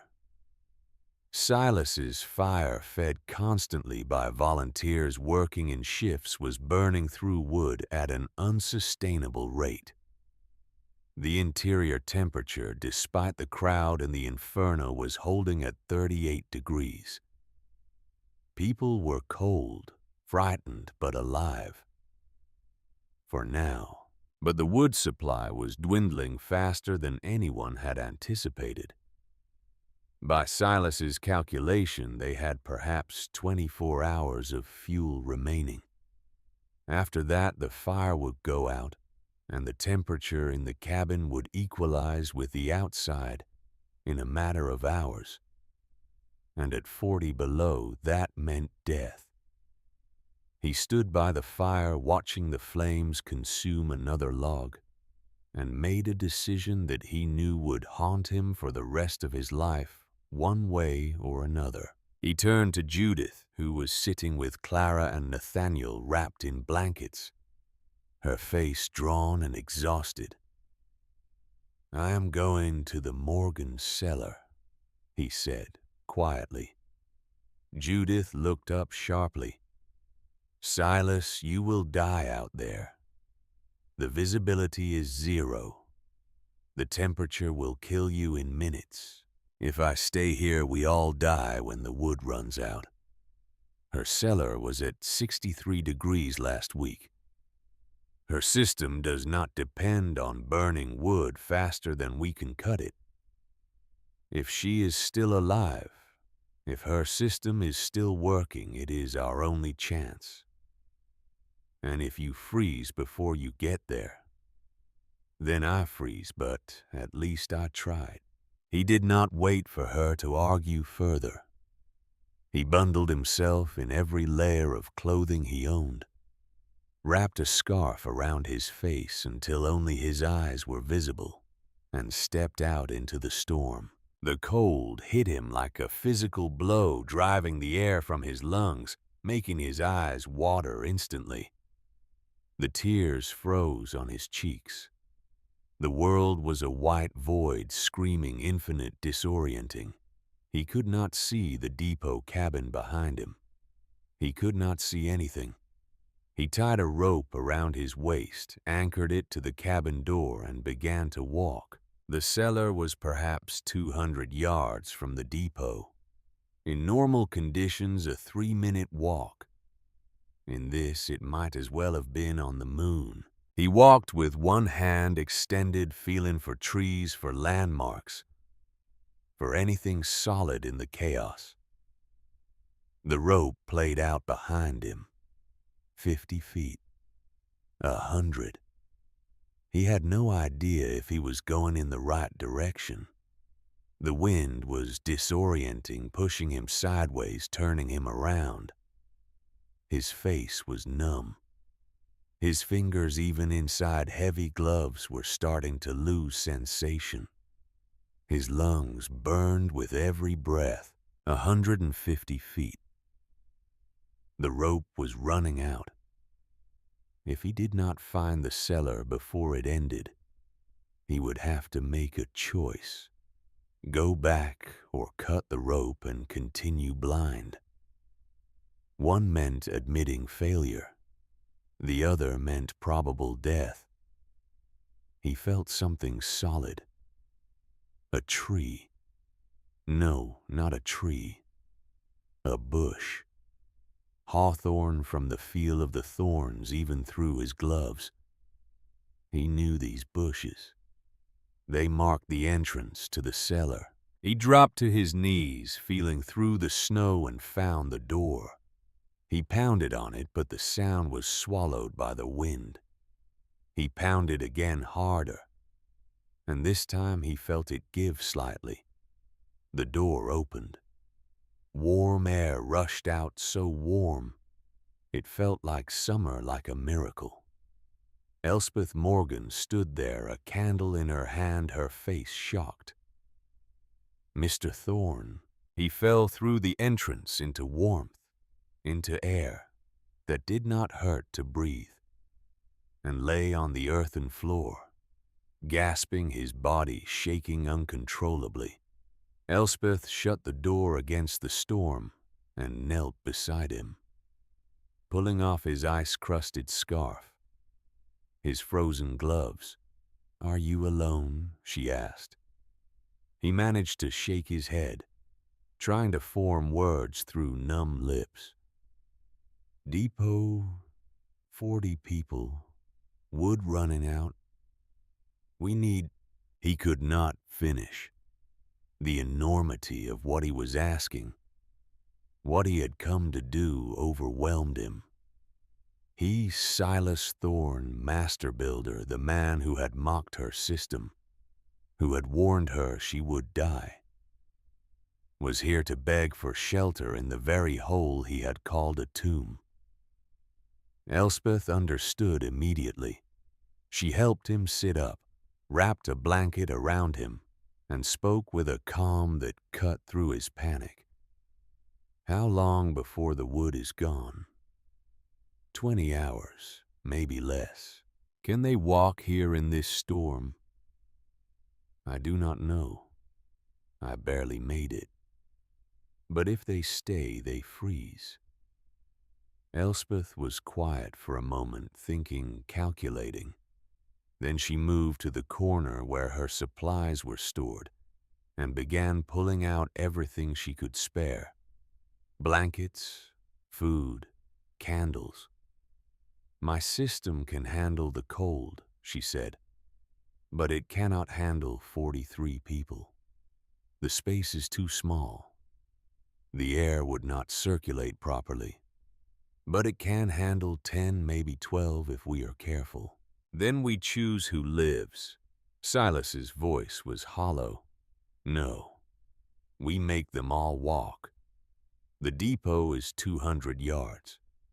If we create a rope line, if we move people in groups of 5, if we work fast, we can get everyone here before hypothermia sets in. It will be the hardest thing they have ever done, but it is possible. You would do this. After everything I said. After I called you mad." Elspeth looked at him with eyes that held no anger, no triumph, only a deep, weary compassion. "Mr. Thorne, your family is cold. Every family in that depot is cold. This is not about being right or wrong. This is about survival. Now stand up. We have work to do." They made 3 trips between the cellar and the depot, fighting through the white chaos, bringing groups of 5 at a time along the rope line. Children came first, crying, terrified, but moving because their parents told them to move. Then the elderly, then the adults. Each journey was a battle, a test of will against a storm that seemed determined to erase human presence from the landscape entirely. It took 4 hours to move everyone. 4 hours of fighting through wind that felt like it was trying to strip the skin from their bones, through cold that turned fingers to wood and thoughts to molasses. Several people collapsed and had to be dragged. One elderly man, Thomas Waverley's father, did not make it, his heart giving out halfway through the journey, the cold and the strain too much. They left his body in the snow, marked with a stick, and continued. There was no time for grief. Grief was a luxury for after survival. By evening, 42 people were packed into a cellar designed for one. They filled every available space, sitting shoulder to shoulder, children on laps, bodies pressed together for warmth. The air was thick, heavy with breath and the smell of fear. But it was warm. Elspeth moved through the crowd, adjusting vents, opening the secondary air intake, fully damping the stove down to barely glowing embers. The system had not been designed for this load, but it was adapting. The body heat from 42 people was significant, and the earth walls, charged with weeks of stored thermal energy, were radiating it back steadily. The thermometer, which had read 63 degrees that morning, now read 57. Cool, but survivable, far warmer than the depot cabin, which was already dropping toward freezing as its fire burned down to ash. Silas sat against the wall, Clara on one side, Nathaniel on the other, Judith beside him. He stared at the earthen walls, at the simple pot-belly stove with its pipe disappearing into the floor, at the widow who had built this system that was now keeping his entire family alive. How? He said the word coming out as a whisper. Elspeth, passing nearby, heard him and stopped. How what, Mr. Thorne? How is this possible? This hole in the ground is warmer than the finest cabin in the territory. How? Because the cabin is a sieve for heat, she said gently. Beautiful, well-built, but fundamentally designed to lose energy. This cellar is a battery. It stores energy. It does not fight the cold. It absorbs it, holds it, and gives back warmth in return. Your cabin burns. This place remembers. Silas closed his eyes, and something inside him, some structure of pride and certainty that had defined him for 20 years, collapsed like a building with its foundation removed. I was so sure I was right, he said. So certain that the old ways were superstition, that American methods were superior. I almost let my family freeze because I could not imagine that I might be wrong. You are here now, Elspeth said. That took courage. It took desperation. Often the same thing. The storm raged for 2 more days. Outside, the world was erased, turned into a white void, where time lost meaning and direction was impossible. Inside the cellar, 42 people learned to live in a space meant for one to share resources, to ration food and water, to be patient with cramped muscles and short tempers. Clara Thorne sat beside Elspeth for hours reading passages from Owen's journal to anyone who would listen. The adults, at first dismissive, began to pay attention.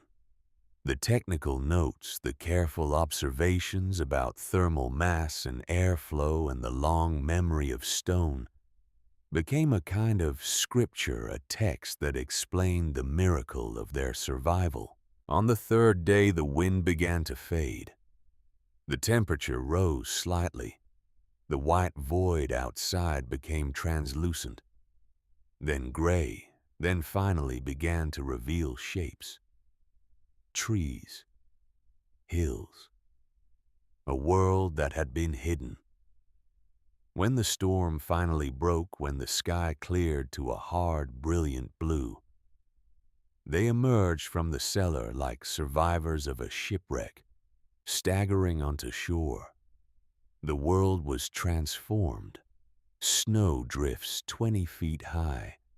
Trees snapped in half. The depot cabin buried to its roofline. They dug out Thomas Waverley's father and buried him properly. They counted the cost. 11 people dead across the county. Most of them isolated farmers who had been caught unprepared. The town of redemption. 42 strong had lost only one, and he had died from a heart that was already weak. It could have been so much worse. Mayor Merrick, standing in the snow outside the cellar, addressed the crowd that had gathered. The wager, he said, is concluded. I declare Mrs. Elspeth Morgan the winner by every measure. Her system is superior in efficiency, in resilience, and in fundamental wisdom. The railroad will be petitioned for 5 times standard compensation, and a public apology will be issued to the Welsh mining community for the dismissal of foreign engineering methods. There was applause, but it was muted, respectful. This was not a sporting event. This was a recognition of truth learned the hard way. Silas Thorne stepped forward. "I would like to make a proposal," he said, his voice carrying across the snow. "I am a builder. Mrs. Morgan is an engineer. Separately, we make fine structures. Together, I believe we could make something better. I propose the formation of Morgan Thorne Thermal Engineering. Joint partnership, equal shares. Her design knowledge and my construction skills. We build homes that do not just shelter, but that work with the land. Homes that remember summer through winter, as her husband once wrote." Elspeth, standing beside him, felt the weight of the moment. This was not just a business proposal. This was the vindication of everything Owen had believed, everything he had written in his journal, but never lived to see realized. "I accept Mr. Thorne," she said, "on one condition. Every design bears my husband's name. Owen Reese Morgan Thermal Systems. His legacy lives on." Agreed. They shook hands in the snow, and the crowd cheered this time, with real warmth, real hope.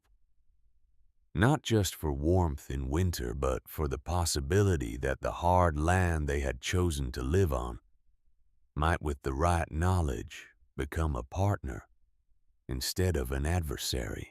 Augustus Blackwell, the railroad agent, arrived 3 days later with a revised offer. 5 times compensation as per the wager. $850, enough to build a real house, to establish a business, to start fresh. And a contract for consulting services providing thermal design for all future railroad structures in the territory. But more than that, he brought an apology written on railroad letterhead and signed by the territorial manager. "We regret the dismissal of Welsh engineering methods and acknowledge the superior thermal design demonstrated by Mrs. Elspeth Morgan.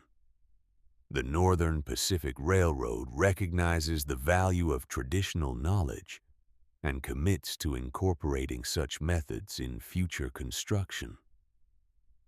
It was, Elspeth knew, mostly words, but words mattered. They created space for different ideas, different approaches. They opened doors. The years that followed were years of building. Slowly at first, then with gathering momentum as word spread. The Morgan Thorne method, as it came to be known, revolutionized frontier architecture across Dakota Territory and beyond. Not every home was built underground, but every home incorporated the principles. Thermal mass, heat recovery, working with the earth instead of against it, patience over brute force. Silas proved to be an extraordinary partner. He had the humility to learn and the skills to execute. Together, they designed structures that were beautiful and efficient, that kept families warm through brutal winters while using a fraction of the wood that conventional homes required. Griff Llewellyn lived to see the first 20 homes built using the Welsh method. He died peacefully in his sleep in the winter of 1892, at the age of 76, in a home that stayed warm on 4 logs a day. Judith Thorne published a textbook, Frontier Physics: The Morgan Method, which became required reading at the Colorado School of Mines and was translated into 6 languages. And Clara Thorne, the girl who had sat in a cellar reading her friend's dead husband's journal, to frighten people, became the 3rd woman ever admitted to the Colorado School of Mines. She graduated top of her class in 1898 and returned to Dakota as a full professional engineer, ready to carry the work forward into a new century. 10 years after the blizzard on a spring day when the hills were green and the air was soft, Elspeth Morgan stood in front of what had once been a simple root cellar and was now the Morgan Technical Institute. The original cellar had been expanded, reinforced, turned into a classroom and workshop where apprentices learned the old ways and the new science that explained them. 12 students sat on benches carved from the same trees that had witnessed her first desperate winter. 6 men, 6 women ranging in age from 16 to 40. They were learning to read the land, to understand thermal dynamics, to build structures that breathed. Elspeth, now 42. Her hair showing threads of silver, stood at the front with Owen's journal preserved now in a glass case, open to a page that had become the school's unofficial motto. "My husband wrote," she said, her voice strong and clear, "that the mountain does not fight winter." What did he mean? Clara Thorne, now 18 and wearing the brass pin of a certified mining engineer, stood to answer. "The mountain stores summer," she said. "It holds heat in its stone through the cold months and releases it slowly. It does not waste energy fighting what it cannot change. It adapts, it remembers, it waits." And what do we do? The class answered in unison, words they had learned by heart. "We listen to mountains." Elspeth smiled, feeling the presence of everyone who had brought her to this moment. Owen, whose vision had started it all. Griff, who had believed when belief was costly. Silas, who had learned humility. Judith, who had trusted evidence over assumption. Clara, who had carried the knowledge forward into a new generation. She closed the journal and looked at her students at the future. "Go build," she said. "Build homes that breathe. Build partnerships that last.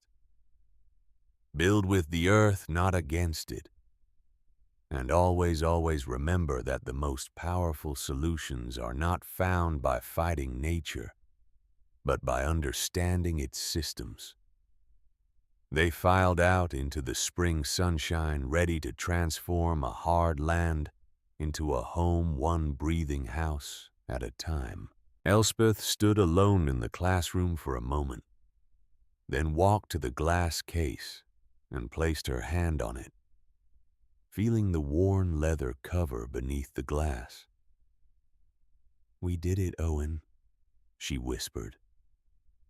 "The smoke paid its rent. The earth remembered. They listened." Outside, the hills were green and alive, and in the distance she could see the smoke rising from 47 Morgan Thorne homes, thin wisps that spoke of efficiency of knowledge applied, of warmth without waste. The legacy was not written in stone or recorded in official histories. It was written in the comfort of families who stayed warm through brutal winters, in the knowledge passed from teacher to student, in the understanding that the earth, treated as a partner, would provide exactly what was needed, if only you knew how to ask. Elspeth walked out into the afternoon light, feeling the warmth of the sun on her face, and knew that she had kept her promise. To Owen, to herself, to everyone who had believed that there was a better way. The earth's memory was long, and now so was theirs.